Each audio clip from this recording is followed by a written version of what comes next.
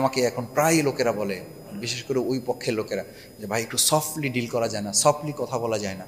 আপনার আগে কিন্তু অনেক ভক্ত ছিল, এখন কমে আসতেছে। আমি বললাম এটা ঠিক আছে, তাহলে কাজ হইতেছে, কারণ প্রিয় নবী মুহাম্মদ রাসূলুল্লাহ সাল্লাল্লাহু আলাইহি সাল্লামকে তো যারা আমানতদার বলেছে, যারা আলামিন উপাধি দিয়েছে, সেই সমস্ত লোকেরাই তো পাথর মেরেছে।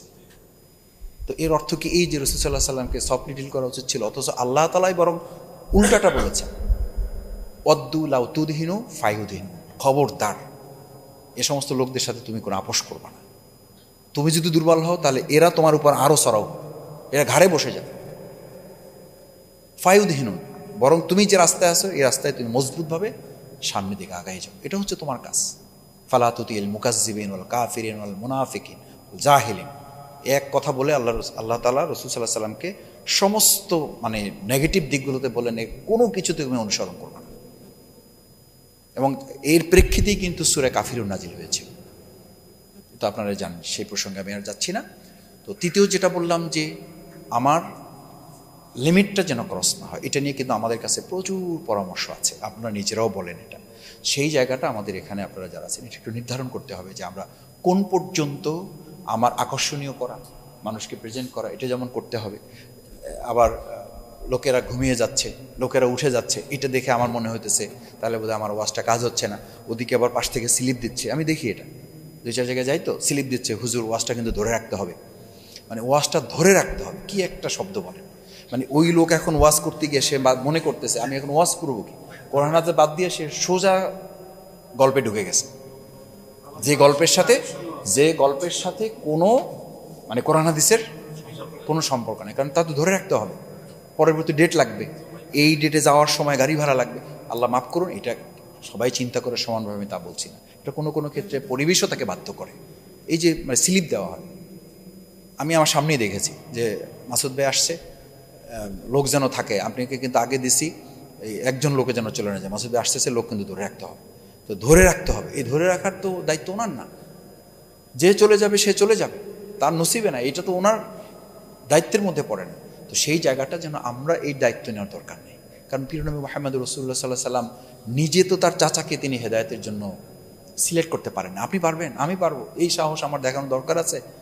আমাদেরকে অনেকে বলে ভাই ওয়াজ তো জীবনে বহুত করলেন, তো কি লাভ হয়েছে? আমি বললাম লাভ তো ক্ষতি নির্ধারণ করার দায়িত্ব আপনার না, এই লাভ ক্ষতি নির্ধারণ করার দায়িত্ব আল্লাহ তাআলা আপনাকে দেন না। আপনাকে দায়িত্ব দেওয়া হয়েছে আপনি তাহারাতের জায়গায় পরের সামাহাত, আপনার ধৈর্য সহ্য ক্ষমতা নিয়ে আপনি এটা চালিয়ে যাবেন, আপনি চালিয়ে যেতে থাকবেন সামাহাত। তৃতীয় বলা হচ্ছে যে ইলমের আর একটা গুরুত্বপূর্ণ দিক আছে, তাহারাতের পর সামাহাত, সামাহাতের পরে এরপরে বলা হচ্ছে আপনি আদালত, ইনসাফের জায়গায় যেন আপনি কখনো ইলমেরও একটা ইনসাফ আছে, ইলমের উপরে যেন আমি অবিচার না করেন। ইলমের উপর অবিচার হচ্ছে যে আপনি যে কথা বলেন, আমি যে কথা বলি, এই কথাগুলোর সাথে বাস্তবে আমার নিজের সম্পর্ক আছে কিনা, নাহলে ইলমের প্রতি অবিচার করা হয়। শফিকুল ইসলাম মাসুদ খুব লম্বা কথা বলে আসলো, যদি আমার মধ্যে আত্মসমালোচনা, আত্মপর্যালোচনা তৈরি না হয়, আমি যা বলছি তার সাথে ব্যক্তিগতভাবে আসলে আমার সম্পর্ক আছে কিনা, সেই সম্পর্কের জায়গায় বলা হয় রহবান আল্লাইল ফুরসান আল্লাহার। এলমের সবচেয়ে বড় খোরাক হচ্ছে আপনি দিনের বেলার অশ্বারোহী হবেন, রাত্রিবেলার দরবেশ হবেন। দরবেশগিরি, সৈনিকগিরি, অথবা সৈনিকগিরির সাথে যে আপনার এই এলমগিরি বলেন, এই এলমগিরি এবং দরবেশগিরি যতক্ষণ এক না হবে ততক্ষণ পর্যন্ত আপনার এই এলমগিরি বাস্তবে রূপায়িত হবে না, পরিপূর্ণতা পাবে না, প্রশ্নই নাই, অসম্ভব। এবং আপনি সব এলম অর্জন করে পাবেন। আমি আপনাদের দুনিয়ার দৃষ্টিতে বলি, রবীন্দ্রনাথ ঠাকুরের নাম বলি, এই লোকটা বাদ দিলাম, কবি নজরুলের কথা আপনারা অনেকে জানেন, আমি টুকটাক ওনার উপর, আমার পুরো পিএইচডিটি কিন্তু তার উপরে। ওনার পড়াশোনা করতে গিয়ে জেনেছি যে উনি ব্যাকরণ অনুসরণ করেন নাই। ওনাকে বলা হয়েছে যে এটা তো ব্যাকরণের সাথে মেলে না, বলছে যে আমি তো ব্যাকরণ দেখে আমি লিখি না, আমি যেটা লিখি ওইটা ব্যাকরণ, আমি যেটা লিখি ওইটা ব্যাকরণ হবে পরে। এবং উনি যে শব্দ দিয়ে লিখেছেন, ওনাকে জিজ্ঞেস করা হয়েছে শব্দের অর্থ কি, বলছে এটা আমি নিজেও জানি না। এই শব্দের অর্থ কি এটা বলেন আপনি, বলছে এটা আমি নিজেও জানি না। বলছে এটা কোত্থেকে এসছে? বলছে এটা আমার ব্রেনের মধ্যে এসেছে। কে দিয়েছেন? আল্লাহ দিয়েছেন। কবি আল মাহমুদকে আমি নিজে জিজ্ঞেস করেছি, আপনি যে কবিতাটা লিখেছেন 2টা লাইন এখন বলেন, কাগজ এরকম নিয়ে রেখে দিছি, বলেন। বলছে আমি 2 লাইন তো দূরের কথা, আমি এখন প্রথম শব্দটা কিন্তু মনে নেই আমার। তাহলে আপনি বলেন, আপনি ইলমকে সব মুখস্থ করে পারবেন? আল্লাহ আপনাকে যদি এটা নেয়ামত হিসাবে আপনাকে দান না করেন, আমি একটা অহংকারের কথা বলি, অহংকার মানে আমার নিজের একটা মানে ছোট্ট মানে আমি যা বলতে আসি, আর এটাই যখন আমি পরে ভিডিও শুনি, পরে মিলাই দেখি যে আমি তো এটি কইতেই চাইনি। রিয়েলি এটা তো আমার করার কথা ছিল না, এটা আমার তো বলার কথা ছিল না। এই বলার কথাটা, এই কথা বলার কথাটা, মা ইয়ালফিযু মিন কওলিন ইল্লা লাদাইহি রাকিবুন আতীদ, এটাকে সহজ করে নিচ্ছি কেন আমি এত?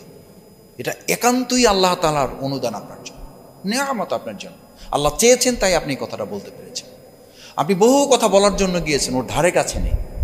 এই ফ্যাসিস্ট হাসিনা, শেখ হাসিনার একটা কথা আছে যে আমার বাপ আমার মা তাকে লিখে দিতে চেয়েছিল ৭ই মার্চের ভাষণ। তখন আমার মা আমার বাবাকে বলেছিল যে তুমি কাগজ দেখে কথা বলবা না, তোমার মন থেকে যা আসে এটা সে ক্রেডিট নেওয়ার জন্য বলে আর কি। আদৌ বলছে বলে নাই ওই ইতিহাসে আমি যেতে চাচ্ছি না।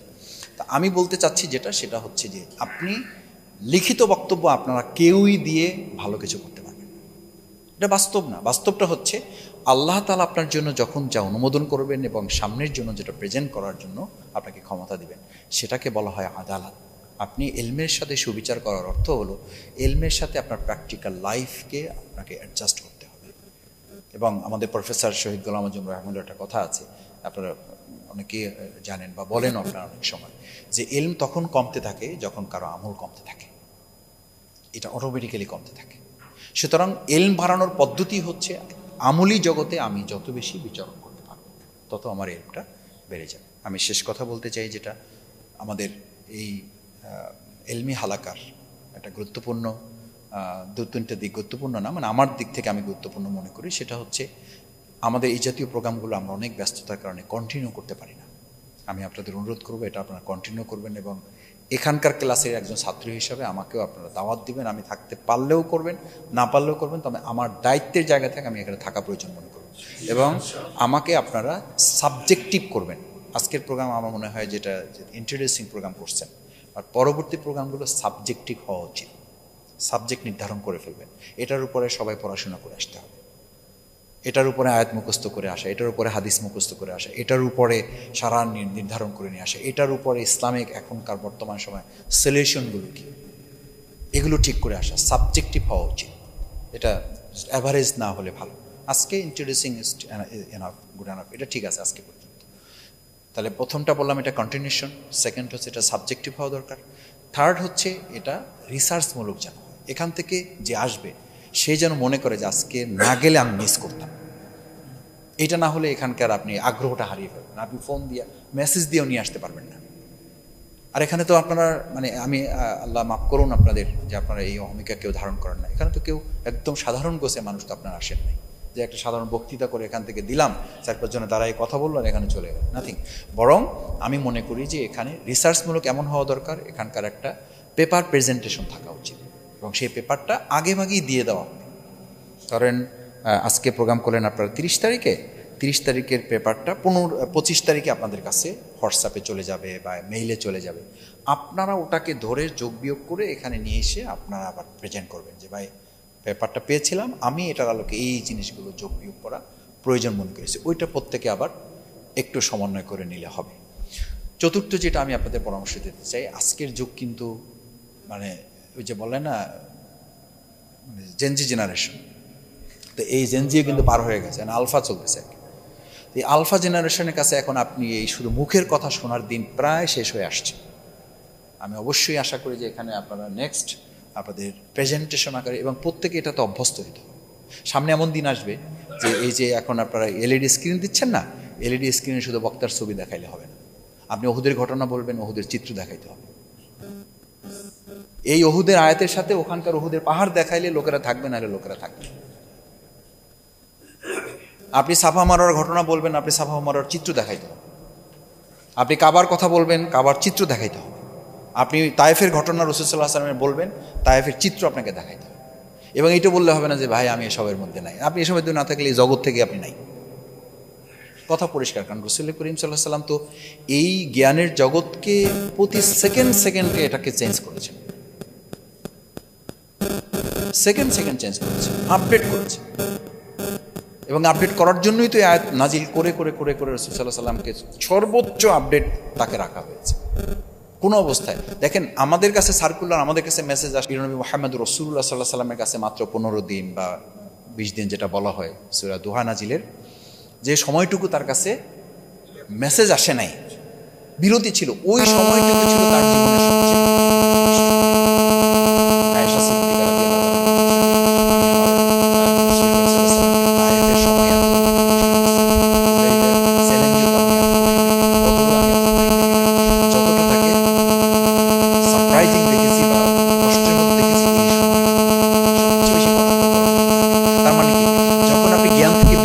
থাকেন, সেই সময়টা তো আপনার সবচেয়ে বেশি কষ্টে দেখা হচ্ছে। কিন্তু আমরা তো মাসের পর মাস কি পড়াশোনা করতেছি, আমরা দিনের পর দিন, বছরের পর বছর পার হয়ে যাচ্ছে, কি আপডেট আছে আমার মধ্যে?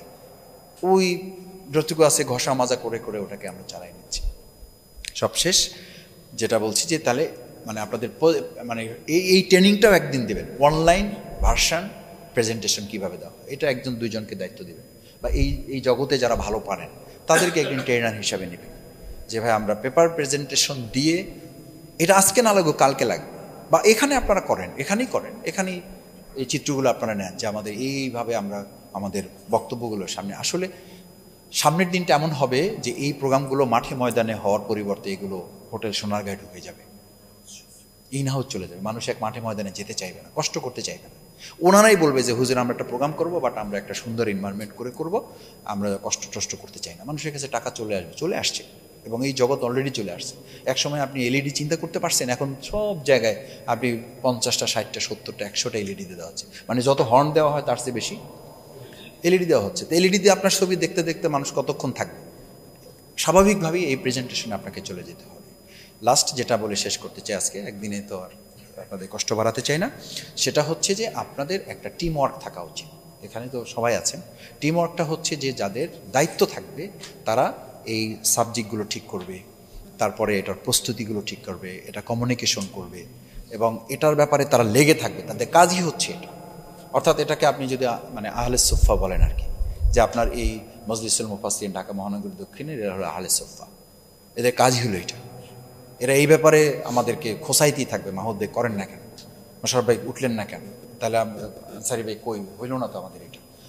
এর পাশাপাশি সবশেষ আমি এই পয়েন্টটা বললাম যে এটা একটা মানে একটা টিম করে নেবেন, যে টিমের কাজই হবে এটা। এর মধ্য দিয়ে আমাদের দুটো কাজ এর সাথে একটু সাব পয়েন্ট বলে দিচ্ছি, সেটা হলো আপনারা এখানে যারা আছেন তো আছেনই, এলমি জগতে যারা আরও মোটামুটি আলহামদুলিল্লাহ আমাদের যে আল্লাহ তাআলা তাদেরকে আরও বারাকা দিয়েছেন, সেই সমস্ত ভাইদেরকেও এখানে এটার দাওয়াতের একটা পার্ট করা, তাদেরকে টিচার হিসেবে নিয়োগ দিয়ে তাকে দাওয়াতের অন্তর্ভুক্ত করা। ঠিক আছে, তাকে টিচার করেন। এই সংকীর্ণতার মধ্যে শফিকুল ইসলাম মাসুদ থাকা ঠিক হবে না, যে ওকে জানে ঠিক আছে কিন্তু লাইন একটু ভিন্ন, তো লাইন থাকুক, হে লাইনে থাকুক, আপনার দায়িত্ব তো হবে তার লাইন এই দিকে ঢোকানো। আর দুনিয়ার মানুষ হচ্ছে আপনি একটু সম্মান দিবেন, সে আস্তে করে আপনার জায়গায় বলবে হ্যাঁ ঠিক আছে, তাহলে ঠিক আছে। তো এই আমাদের তাকে লোভ দেখানো টার্গেট, আমাদের টার্গেট হচ্ছে তার কাছ থেকে কিছু পাওয়া, তার জিনিসগুলো পাওয়া। আমাকে অনেকে বলে হুজুর অমুক হুজুর এই কথা বলছে মাসুদ ভাই, তারে একটু শক্ত কথা বলা দরকার। আমি বললাম আপনি পারলে বলেন, আপনার যদি সাহস থাকে আপনি বলেন। আপনি চালান না ওইরকম 1.5 লাখ লোকের সামনে একটা ওয়াজ করে আসেন, কয় ভাই আমি শুনতেই তো টায়ার্ড হয়েছে, করবো কীভাবে? আমি বললাম তাহলে সংশোধনের এত চিন্তা কেন আপনার এত টেনশন কেন? আমি এটা বলছি কারণ আমি খুব শক্ত কথা বলি, আমি একেবারেই জানাশোনা লোক না, কিন্তু জানাশোনা লোককে আমি হৃদয় থেকে পছন্দ করি। আমি এটা বলি যে একজন মানুষ এত কথা বলে, তার 2টা কথা ভুল হতেই পারে। এই এত কথা বলার সুযোগ আল্লাহ যাকে দিয়েছেন, তাকে হয়তো অহমিকা মুক্ত রাখার জন্যই এই 2টা ভুল আল্লাহ পরিকল্পিতভাবে তাকে দিয়ে করিয়েছেন, যাতে সে তার মধ্যে চূড়ান্ত অহংকার। এই একটা মানে পত্রিকা একবার রিপোর্ট দেখতে দেখতে, এই যে সালমান শাহ নাকি একটা নায়ক, মানে বিদেশে, পুরো নামটা মনে নেই এখন, মানে ওকে এয়ারপোর্টে আটকায় দিয়েছে আর কি, মুসলিম হওয়ার কারণে। আমাদের মুসলিম একজন কি নাম, শাহরুখ খানকে আটকায় দিয়েছিল। তো ও বলছে যে আমি এই আটকানোতে আমি কষ্ট পাই নাই, বরং আমার ভালো লাগছে যে আমাকে আটকানোরও থাকা উচিত, জায়গা থাকা উচিত, আমার ওকে আটকানোর জায়গা থাকা উচিত। এবং আমি তখন খুশি হয়েছি যে না, দিস ইজ রাইট ওয়ার্ল্ড, পৃথিবীটা ঠিক আছে এখন। কারণ আমাকে যদি কেউ আটকাতে না পারে তাহলে তো আমি মানে লাগামহীন হয়ে যাব। ওয়াস্তাগনা, যেটা সূরা ইসে বলা আছে, ওয়াকাজ্জাবা বিল হুসনা ওয়া আম্মা মান বাখিলা ওয়াস্তাগনা ওয়াকাজ্জাবা বিল হুসনা, এটা লাগামহীন হয়ে পড়ে। তো এই লাগামহীনতার জায়গা থেকে বাঁচারও এটা একটা, আমি তখন বলি যে এটা ওইভাবে নেন ভাই, দুটা কথা ভুল বলে ফেলছে, দুটা কথা একটু এদিক ওদিক বলে ফেলছে, কিন্তু মাথায় নিতে হবে যে আমার ভুল বলাটা যেন আবার আমি মনে না করি যে আরে ভাই এটা কোনো, তাহলে গেছি শেষ। আমাদের এই প্র্যাকটিসটাও কোনো কোনো ক্ষেত্রে আছে, আর এটা কোনো ব্যাপার না, এটা কোনো ব্যাপার না যদি আমি ধরি, তাহলে আবার আমার সংশোধনের আর কোনো সুযোগ নেই। এটা ইবলিসপনা, আল্লাহ মাফ করুন, এটা অনেক বড় অন্যায়, এটা অনেক বিদ্রোহ, আল্লাহদ্রোহিতা, আল্লাহ মাফ করুন সেই প্রত্যাশা ব্যক্ত করছি। আমি বোধহয় পরিকল্পনার চেয়ে বেশি সময় নিয়ে ফেলেছি। আপনাদের চিন্তা বা পরিকল্পনা বা আপনাদের খোরাকের আলোকে কোনো কথা এখানে বলা যায় নাই। আমার সব ওস্তাদের মতো মানুষরা এখানে বসে আছেন, আপনারা স্নেহ করেন, ভালোবাসেন, সেই জায়গা থেকে আমি শুধু এসেছি আপনাদের একটু সালাম দেওয়ার জন্য, দোয়া নেওয়ার জন্য, এবং সত্যিকার অর্থে হৃদয় থেকে বলি আমি আপনাদের এখানকার এই ক্লাসের একজন ছাত্র হতে পারাটা আমার জন্য সৌভাগ্যের, এবং আমি চেষ্টা করব আমাকে যদি এটা আগে ভাগে জানানো যায় এবং সিনপসিস দিয়ে আমাকে যদি এখানে অংশগ্রহণ করাতে পারেন। আমি এরকম একটা ক্লাস আমার কর্মপরিষদে আমি উদ্যোগ নিয়ে ভুলাইতে পারি নাই। আমি ব্যর্থ একজন মানুষ, আপনাদের কাছে আসছি, আপনারা সফল হবেন, সেই সফল হওয়ার সারিতে আমি আজকে সম্পৃক্ত হওয়ার জন্য বড় আশা নিয়ে আপনাদের কাছে আসছি। আল্লাহ যেন আপনাদেরকে সফল করেন। আসসালামু আলাইকুম রহমতুল্লাহ।